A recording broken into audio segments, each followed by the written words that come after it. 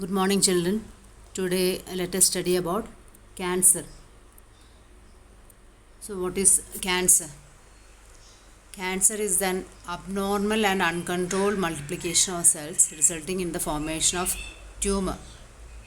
Okay, normal cells do not multiply uncontrollably, but cancer is an abnormal and uncontrolled multiplication of cells and it results in the formation of tumor. What is tumor? It is a mass of cells. Mass of cell is called tumor. So, what is the difference between cancerous cells and normal cells? Normal cells show a contact inhibition. What is contact inhibition? When it grows, when it multiplies, the normal cells, when touches the other cells, then it will stop its growth. That is called contact inhibition. So, contact with the other cells inhibits their uncontrolled growth. So, normal cells show contact inhibition. So, contact with the other cell inhibits their uncontrolled growth. And cancerous cells do not have this property. So, that is the main difference between normal cells and cancerous cells. Normal cells show contact inhibition. When a new cell multiplies, then it will grow in size. Then when it touches the neighboring cells, then it will inhibit their uncontrolled growth. That is the main property of normal cells, and cancerous cells do not have this property.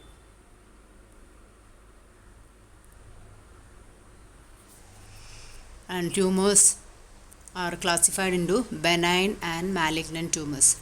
Benign tumors are confined to a place of its origin and it is harmless. So, benign tumor is confined to its original place and it is harmless.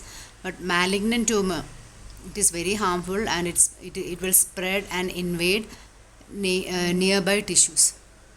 Okay, this is malignant tissues will spread and it will invade nearby tissue and it is very harmful also. So, two types of tumors are the benign tumors and malignant tumors. And one property is that is called metastasis. This is very important. What is metastasis? The spread of cancer cells from one part of the body to another part through bloodstream is called metastasis.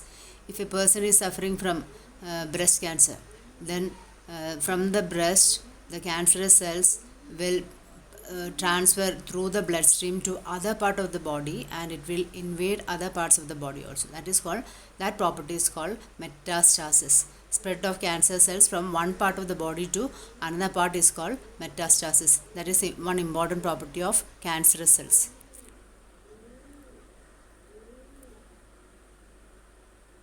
Then now let us study about different types of cancer.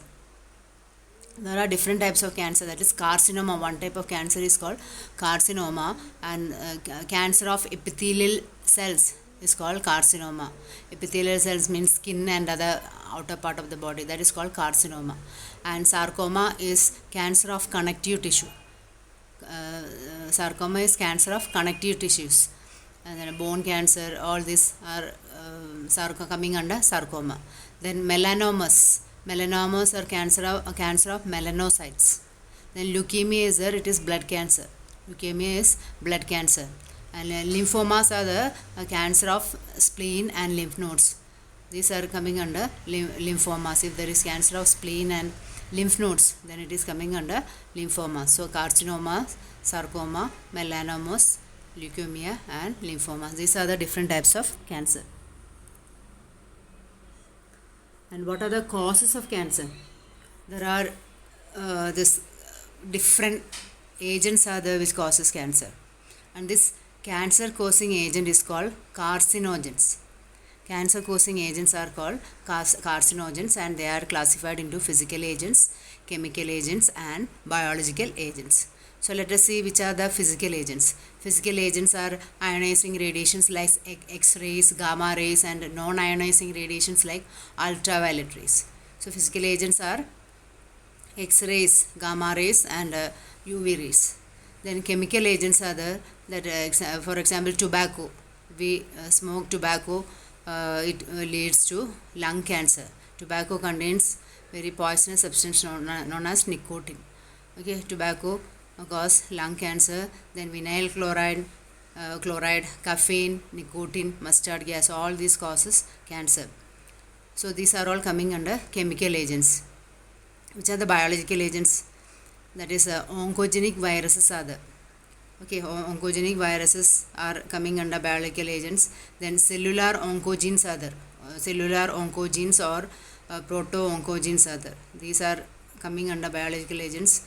Then this C-oncogene present in normal cells which then activate leads to oncogenic transformation of the cells. Normally all the cells have got this C-oncogenes, cellular oncogenes. All the normal cells have got cellular oncogenes, and when it is activated, then it will lead to oncogenic transformation of the cells. When we are exposed to physical, chemical or any other biological agents, then normal cells will get transformed into cancerous cells. Okay, so these are the different types of causes of cancer: physical agents, chemical agents, and biological agents. And how can cancer be detected? And how can it be diagnosed? One method is by biopsy. In biopsy, a piece of the suspected tissue, if a person has got a that doubt that she is suffering from breast cancer or cervical cancer or any other type of cancer, from that part a piece of the suspected tissue cut into thin section is stained. Okay, a piece of the suspected tissue is taken from that part, and a thin section of that is stained with chemicals and examined under microscope. Okay, this is one method for cancer detection and diagnosis, that is biopsy. Biopsy. In this picture you can see a small piece of the skin or mucous membrane is removed or examined from that particular part under the microscope. Then in case of leukemia, biopsy and histopathological studies of the tissue and blood and bone marrow test for increased cell counts. So in the case of blood cancer, biopsy and histopathological studies of the tissue and blood and bone marrow test for increased cell counts. This is done in the case of leukemia or blood cancer. Then another one is radiography.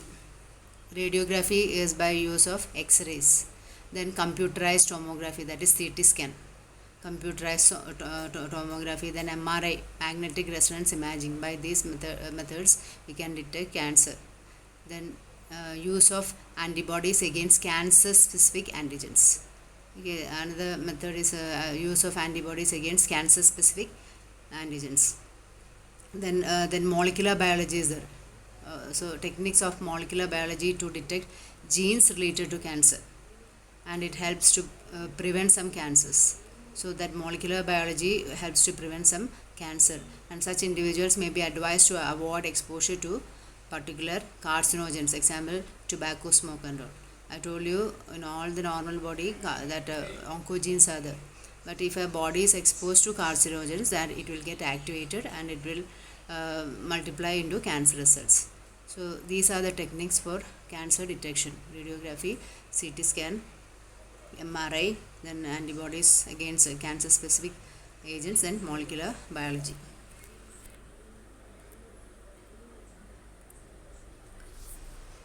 Then next is how can we treat cancer? First of all, surgery. If a person is suffering many breast cancer or any other cancer, then that part is surgically removed, that is surgery. Then another method is radiation therapy. Radiation therapy means tumor cells are irradiated lethally without damaging the surrounding normal tissues. That is called radiation therapy. So tumor cells are irradiated, it will be burned. Tumor cells are irradiated lethally without damaging the surrounding normal tissues. That is called radiation therapy. Another method is chemotherapy. In chemotherapy, chemotherapeutic drugs are used. So many drugs have side effects, and persons suffer from hair loss, anemia, etc. So chemotherapy is another method. Then another method is immunotherapy. Here in immunotherapy, as the name indicates, it is related with immune system. So patients are given substances called biological response modifiers. For example, alpha interferon. and it will activate their immune system and help in destroying the tumor. Okay, so this is the latest technology, immunotherapy.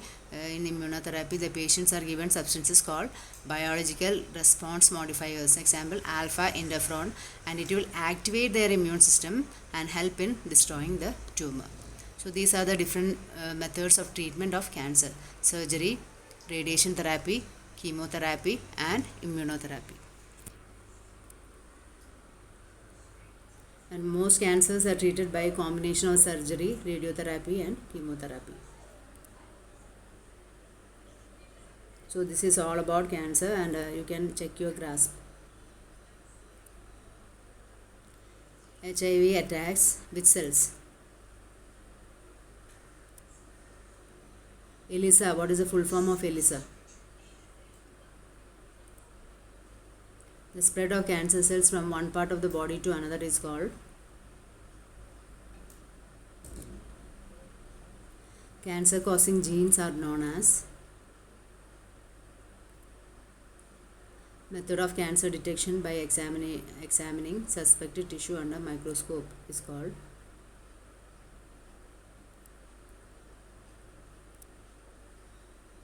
now let us study about drugs and alcohol abuse. Nowadays in new generation you can see so many children are addicted to drug and alcohol. So let us study about drugs and alcohol abuse. Actually, what is drug? So drugs are actually they are classified into sedatives and tranquilizers. Drugs are classified into sedatives, tranquilizers, then opiate narcotics, that is painkillers, stimulants, and hallucinogens. Normally drugs are prescribed by doctors, but some people misuse it for their personal benefit, for seeking some pleasure, and also normally drugs are used for as a painkillers after surgery and all, and as a sedatives and all, but the misuse of drugs are taking place nowadays. Drugs are classified into sedatives and tranquilizers, that is called depressants, opiate narcotics, stimulants, and hallucinogens. So let us study what are sedatives and tranquilizers. They are commonly known as depressants. And what is the activity of sedatives and tranquilizers in our body? And it depresses brain activity. So sedatives give calmness and relaxation to the brain, and high doses of sedative induce sleep. Okay, for example, barbiturates, sleeping pills. Sleeping pills will calm the and relax the brain, and in high doses induce sleep. Then tranquilizers lower tension and anxiety without inducing sleep. Okay, it will tranquilizers lower tension and anxiety without inducing sleep. Example, benzodiazepines such as Valium are example of tranquilizers. They will lower the tension and anxiety without inducing sleep. So you can see tranquilizers, Valium, these are drugs. Now second is opiate narcotics or painkillers. Opiate narcotics or painkillers. And how do they control our brain? Actually, they bind to specific opioid receptors in central nervous system and gastrointestinal tract. In central nervous system and gastrointestinal tract, specific receptors are there. So these opiate narcotics bind to specific opioid receptors in central nervous system and gastrointestinal tract, and they cause depression, and it is analgesic. It acts as depressant and analgesic, painkiller, depressant and analgesic. Then it will lessen the pain, reduce tension and anxiety. It will lower BP and respiration rate and reduce visual activity. So these are the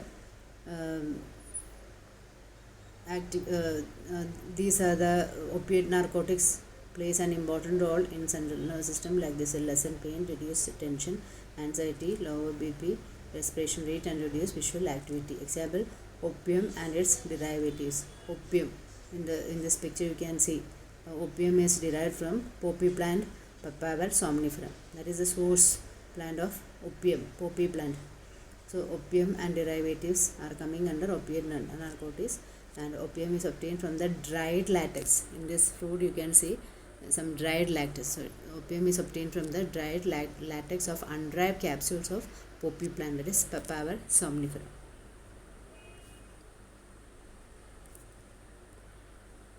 So let us see what are the derivatives of opium.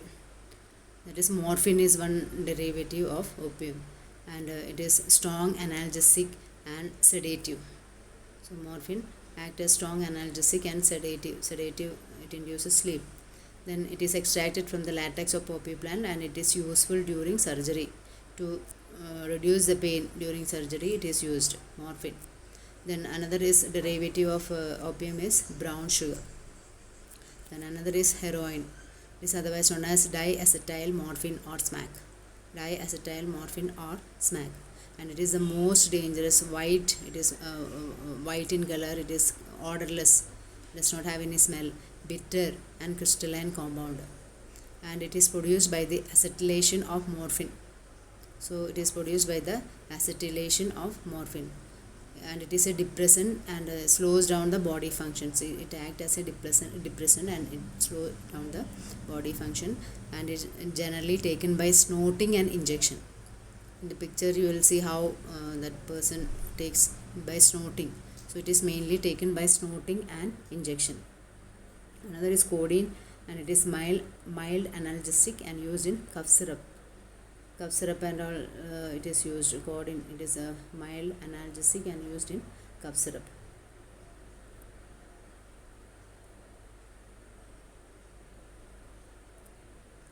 Then next is about stimulants. And stimulants, example for stimulants are caffeine, cocaine and amphetamines. Okay, these are examples of stimulants, and it will stimulate the central nervous system. So if we are tired, sometimes a cup of coffee will activate us because it acts as a stimulant. So it stimulates the central nervous system. Caffeine, cocaine and amphetamines are examples of stimulants. Amphetamines and anabolic steroids are misused by some athletes. So these are coming under stimulants. See, snorting, I told you that this is how snorting is done. That person is taking drug by snorting.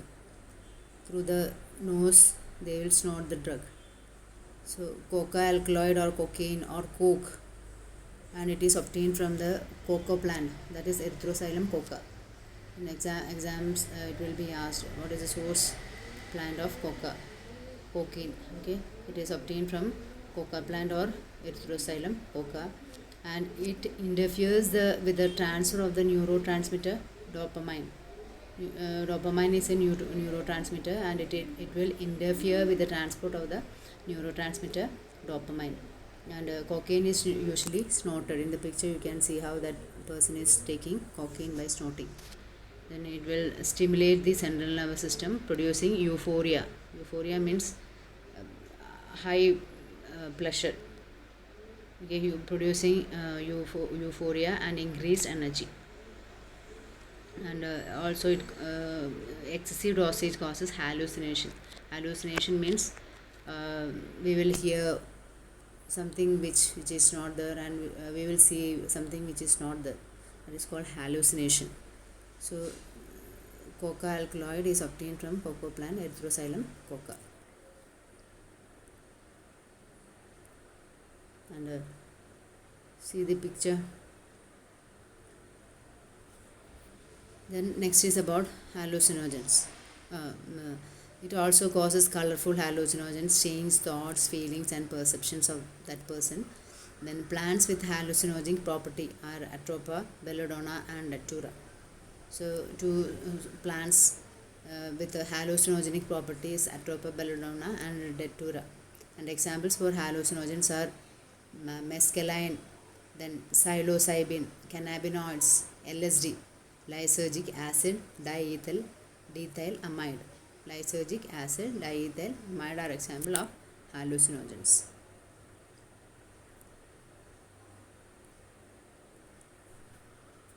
Then next is about cannabinoids. Cannabinoids, actually it is obtained, natural cannabinoids are obtained from cannabis sativa or hemp plant. It is obtained from cannabis sativa or hemp plant, and they interact with cannabinoid receptors in brain.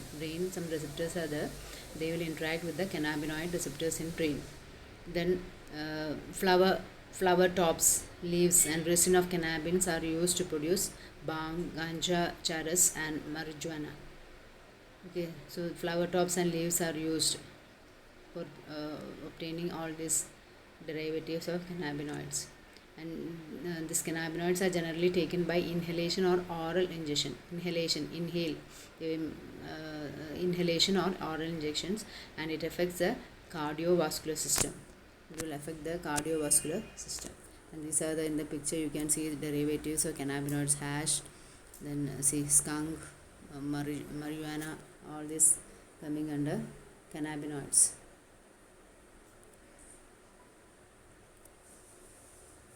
This is the skeletal structure of cannabinoid molecule.